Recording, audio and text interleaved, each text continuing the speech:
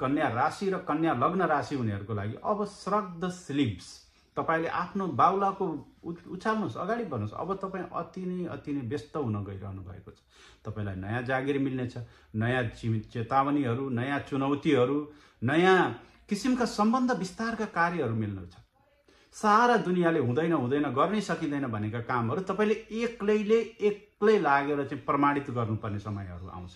प्रगति भने रहन्छ, तपाईको पत्नी मार्फत तपाईको प्रगति, तपाईलाई धन सम्पदाको प्राप्ति, त्यस्तै गरी घरको प्राप्ति, सुखको आनन्द, गाडी भूमि भवनको प्राप्ति भने हुनेछ। धन आयमा वृद्धि पनि हुनेछ, कुटुम्बमा वृद्धि हुनेछ र तपाईलाई एक किसिमको पुराना झन्झटहरू, पुराना दुःखहरू अब तपाईले चाहिँ सम्पूर्ण समापन गरेर एक किसिमको आनन्दमय वातावरणमा जाने समय कन्या राशि र कन्या लग्न राशिले पनि पाउनेछ।